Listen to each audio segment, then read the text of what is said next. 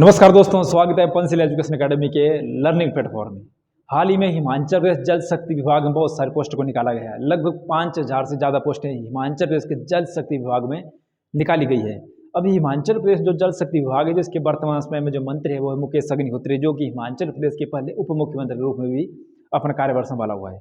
लेकिन जो जल शक्ति विभाग में जो पोस्टें निकाली गई है, लगभग 5000 से ज़्यादा पोस्ट निकाली गई है। इसमें हो क्या रहा है, पूरे हिमाचल प्रदेश में अलग अलग डिस्ट्रिक्ट के हिसाब से, अलग अलग डिवीजन के हिसाब से हम फॉर्म भरे जा रहे हैं। जैसे बहुत सारे बच्चे जो सुंदरनगर डिवीजन के हैं, बहुत सारे बच्चे कॉल आती है उनकी कि सर सुंदरनगर डिवीजन के कम फॉर्म भरने जा रहे हैं। देखो, हालांकि इसमें अलग अलग जिले के अलग अलग डिवीजन फॉर्म भरे जा रहे हैं। जब सुंदरनगर का जो डिवीजन की बारी आएगी तब इसमें फॉर्म मंगवाए जाएंगे, लेकिन जल्द इसके सुंदरनगर डिवीजन में भी इसके फॉर्म भरने जा रहे हैं। इसके साथ साथ ही मंडी के अलग अलग डिवीजन, जैसे सरकाघाट डिवीजन हो जाएगा, या धर्मपुर हो जाएगा, या हमारा बिलासपुर से हो जाएगा, यहाँ से फॉर्म भरने की प्रक्रिया शुरू हो चुकी है। जैसे कल किन्नौर डिस्ट्रिक्ट से फॉर्म भरने की प्रक्रिया शुरू हो चुकी है, बिलासपुर से काम चलिए, कांगड़ा के देहरा से फॉर्म भरने की प्रक्रिया शुरू हो चुकी है। इस आधार से अलग अलग जो डिवीजन बच गए हैं वहाँ से भी फॉर्म भरने की प्रक्रिया आरंभ की जाएगी। अब देखिए, जिस डिवीजन के हिसाब से पोस्टें आमंत्रित की गई है, इसमें डिटेल आपको पूरी मिल जाएगी। जैसे बिलासपुर की, मीरपुर की, धर्मपुर की, ऊना की मिल जाएगी, सोलन, शिमला, नाहन, यहाँ से रिकांगपिओ, यहाँ से बहुत सारे फार्मों को आमंत्रित मांगे गए हैं फॉर्म की, आप फार्म को फिलअप करिए। अब इसमें जो फॉर्म भरने दिक्कत आ रही है बच्चों को, की समस्या क्या आ रही है कि फॉर्म जमा कहाँ होंगे, इनमें कौन से एनवलप लगेगा, टिकट कितने रुपए का लगेगा, कौन से फॉर्म लगी है, कौन से नहीं लगी है, इस समस्या आ रही थी बच्चों को। तो देखते हैं जो फॉर्म है, इसमें जो भरने की जो प्रोसीजर है उसमें बताया गया है। इसमें क्या क्या बिल्कुल ईजी है, इतने हार्ड नहीं है, बिल्कुल आसान भाषा में इसको लिखा गया है और बिल्कुल सिंपल कॉलम दिए गए। इसमें सारे कितने हैं, सारे 12 या 13 कॉलम है जिनको इसमें बताया गया है, और उसमें आपने जो इन्फॉर्मेशन मांगी गई है वो एक्यूरेट भरनी हुई है। तो देखते हैं इसमें जो पहले ऑप्शन है, उसमें जो पहला नंबर है, इसमें क्या भरना है। पहले तो ऊपर लिखा हुआ देखो, इसमें 3 प्रकार के पोस्ट रखी गई है। इसमें एक रखी गई है पैरा पंप ऑपरेटर, दूसरी है पैरा फिटर, और तीसरी है मल्टीटास्किंग वर्कर। और मल्टीटास्किंग वर्कर के लिए सैलरी इसमें अलग अलग सिस्टम रहेगा। जिसमें पैरा ऑपरेटर, इसमें जो सैलरी दी जाएगी इनको लगभग 6000 दी जाएगी सैलरी, ये दी जाएगी। पंप ऑपरेटर को, जिसमें जो फिटर आ जाएंगे, इसको 6000 दी जाएगी। लेकिन जो मल्टीटास्किंग पर्पस के हिसाब से वर्कर भर्ती होगी, इसमें उनकी सैलरी दी जाएगी लगभग 4400, कई जगह इसको 4000 दिया होगा, तो इसके आसपास इनको सैलरी दी जाएगी। अब इसमें पोस्ट ये बहुत सारी पोस्ट निकाली गई, इसमें लगभग 5000 से ज़्यादा पोस्ट इसमें मांगी है। इसलिए जितने भी बच्चे होंगे जिनका जो क्राइटेरिया होगा, क्राइटेरिया के इसमें सिर्फ जो न्यूनतम योग्यता रखी गई है वो केवल कितनी रखी गई है, 8 पास। जो जिनके पास 8 पास है वो भी इस फॉर्म को भर सकते हैं। तो जितने बच्चे 8 पास तो नॉर्मल हो जाएगी, मैक्सिमम हिमाचल प्रदेश से मैक्सिमम तो ग्रेजुएट मिल जाएंगे इसको, जो फॉर्म भरेंगे। देखना इसको जो फॉर्म भरे जाएंगे, क्राइटेरिया में भले ही 8 पास रखा होगा, लेकिन इसमें जिन MA तक की होगी वो भी इस फॉर्म को भरेंगे। अब इस जितने बच्चे जिन ITI की होगी उनके उसको एक्स्ट्रा मार्क्स दिए जाएंगे। इसका हालांकि एग्जाम नहीं होगा, इसका क्या किया जाएगा, जो आपकी डॉक्यूमेंटेशन होगी उसके हिसाब से आपको यहाँ पर सिलेक्शन की जाएगी। इसका कोई भी एग्जाम नहीं होगा, क्योंकि हाल ही हिमाचल सरकार ने जो क्लास 4 के जितने भी भर्तियाँ भरी जाएगी चतुर्थ श्रेणी की, उसमें बोला गया है कि इसमें कोई भी एग्जाम नहीं लिया जाएगा। इसलिए आपको मेरिट बनेगी आपकी नंबर के हिसाब, जो डॉक्यूमेंट आपने अटैच किए होगी उनके हिसाब से आपकी नंबर बनेगी। या 8th में कितने नंबर है आपके, 10th में कितने, +2 में, ITI में कितने नंबर है, उसके आधार पर आपकी यहाँ सिलेक्शन की जाएगी। तो देखते हैं इसमें पहला ऑप्शन है, इसमें जो पहला कॉलम है इसमें लिखा गया है नेम, जो एप्लीकेंट का नाम होगा। यहाँ पर जैसे आपने यहाँ पर अपना नाम लिखना, ABC जो भी नाम होगा अपना, और यहाँ पर क्या लगाना, आपने यहाँ लगा देना, आपने अपना फोटो लगाना है। उसके बाद दूसरा है, इसमें लिखा गया फादर ने, तो फादर ने भी यहाँ पर कर देना कैपिटल लेटर पे ही। कैपिटल लेटर मतलब बड़े अक्षर में लिखना पूरा नाम, अपना नाम भी और फादर नाम की, पूरा का पूरा फॉर्म आपका कैपिटल जो वर्ड है उनके हिसाब से यहाँ भरा जाएगा। तीसरा यहाँ पर डेट ऑफ बर्थ, जैसे कुछ भी डेट ऑफ बर्थ है, जैसे 28/12/2002, जैसे डेट ऑफ बर्थ, ये डेट ऑफ बर्थ यहाँ शो करनी है। और डेट ऑफ बर्थ के जो प्रूफ मांगा जाएगा वो आपके 10th की मेरिट कॉपी मांगी जाएगी, उसके आधार पर यहाँ पर आप डेट ऑफ बर्थ यहाँ से मैच कराई जाएगी। तीसरा यहाँ पर मेल या फीमेल, यहाँ पर क्या करना है आपने, यहाँ पर टिक करना है मेल, और यहाँ पर लिख देना है, यहाँ पर मेल लिखना आपने। और तीसरा लिखा है यहाँ पर जो कॉलम नंबर 5, इसमें लिखा है कि जो आपका एड्रेस है, जो परमानेंट एड्रेस होगा वही आपने यहाँ पर फिलअप करना है, वो ये विलेज पोस्ट ऑफिस वगैरह वही आपने यहाँ पर क्या करना है, फिलअप करना है। और छठा जो ऑप्शन है इसमें बोला गया है जॉब एड्रेस है क्रॉस बोर्डेंस, मतलब जहाँ पर आपका, हालांकि इसमें बोला गया है कि जो आपका जो परमानेंट एड्रेस होता है वो यहाँ क्या करना है, डू करना हुआ है। अगर ये डू कर दिया तो मतलब क्या है, ये एड्रेस आपका माना जाएगा। अगर कई बच्चे क्या करते हैं, इसमें वो एड्रेस फिर से भरते जो यहाँ भरा होता है, तो वो बात एक ही है। और यहाँ पर लगाना अपने पासपोर्ट साइज फोटो लगाना अपना। अगला जो फॉर्मूला ये ऑप्शन नंबर 7 है, इसमें बोला गया है कि अपना क्या करना है, जो आप बीपीएल फैमिली से बिलोंग होंगे नहीं होंगे। अगर नहीं है तो यहाँ पर क्या करना है, नॉट। अगर हो गए तो यहाँ पर टिक करना है और यहाँ क्या लिखना है, बीपीएल।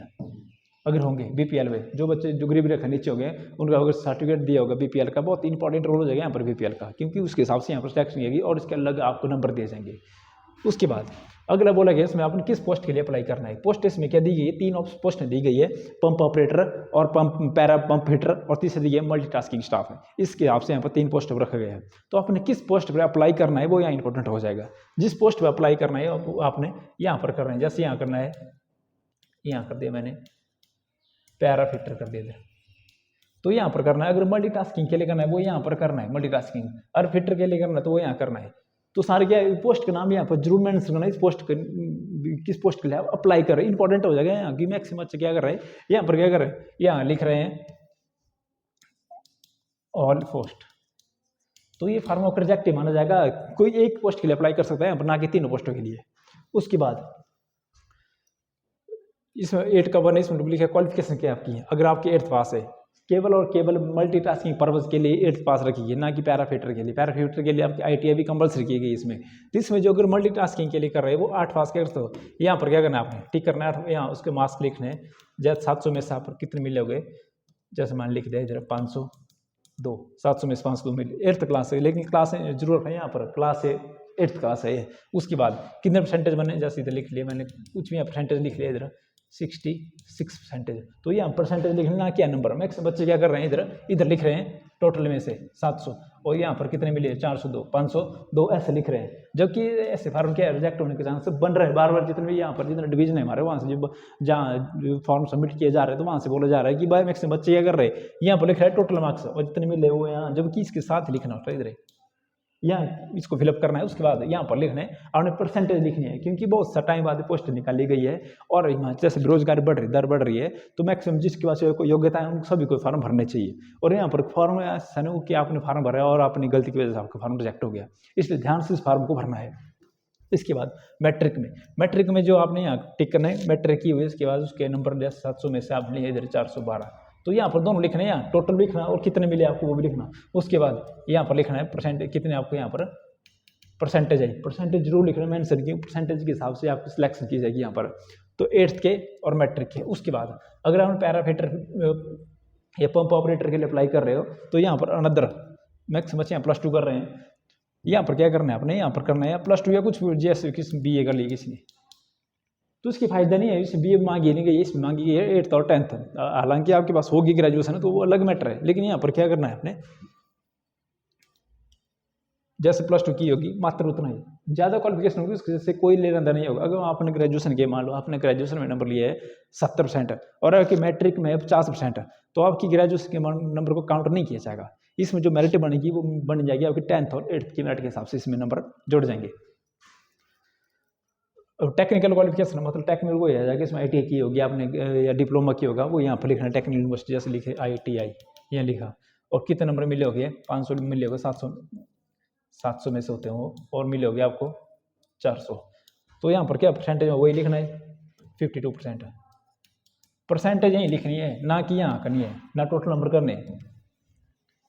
इसके बाद जो अगला ऑप्शन है यहाँ पर करना है, अगर आपके पास एक्सपीरियंस है, इंपॉर्टेंट हो जाएगा कॉलम नंबर 9 में। इसमें बोला एक्सपीरियंस, अगर आपके पास कितने साल का एक्सपीरियंस है, 6 महीने का, 1 साल का, 2 साल का, 5 साल का, जितने साल का एक्सपीरियंस होगा यहाँ पर टिक करना है और यहाँ लिखना है 5 ईयर्स। जितने साल का एक्सपीरियंस होगा, क्योंकि जितने साल का एक्सपीरियंस होगा उतने आपको यहाँ पर नंबर बनने के चांस बने रहेंगे, तो नंबर उस हिसाब से आपको यहाँ लगेंगे।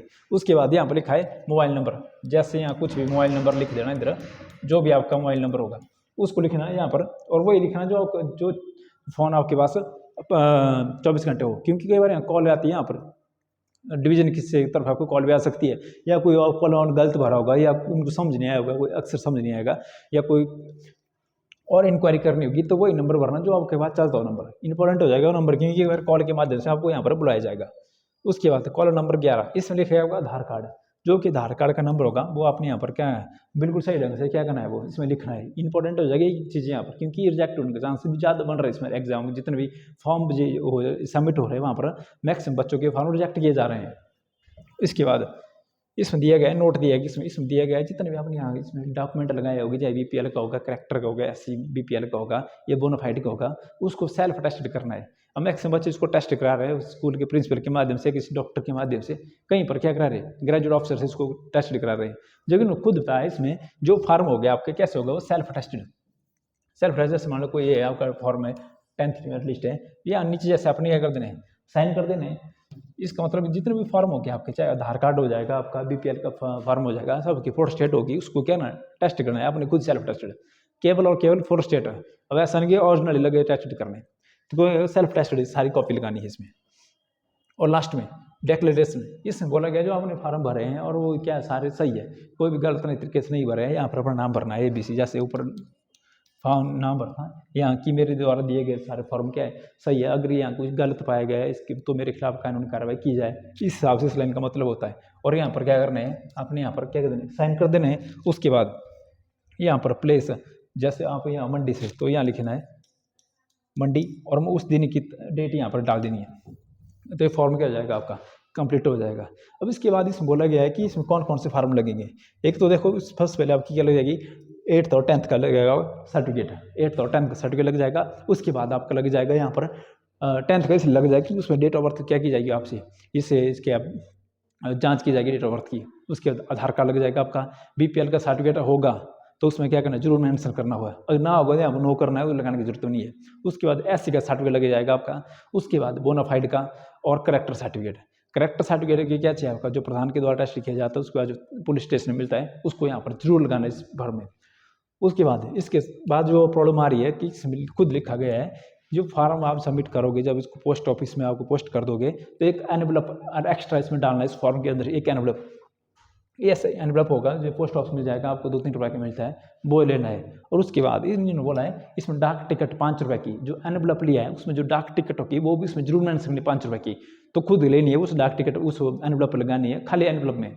क्योंकि वो क्यों मांगे गए हैं, बाद में जैसे आपको कॉल लेटर आएगा, बुलाया जाएगा आपको फिर से वेरीफाई डॉक्यूमेंट की वेरीफाई करने के लिए, तो इस एनवलप के माध्यम से आपको बुलाया जाएगा। अब मैक्सिमम बच्चे क्या कर रहे हैं, सिंपल क्या कर रहे हैं, अपना जो फॉर्म है उसको क्या कर रहे हैं एनवलप डाल रहे हैं और भेज रहे हैं। जबकि उन्होंने इसमें पहले बोला है कि साथ में इसमें क्या भेजना है, एक ऐसा फॉर्म लेना है और खाली एनवलप बोलते हैं इसको, यानी लिफाफा जो आपको फिर से वापस आएगा विभाग की तरफ से, और उसमें क्या लगाना है 5 रुपये का डाक टिकट इसमें जरूर लगाना है, भले खाली भेजना है लेकिन बाद में आपको फिर से विभाग की तरफ से बुलाया जाएगा।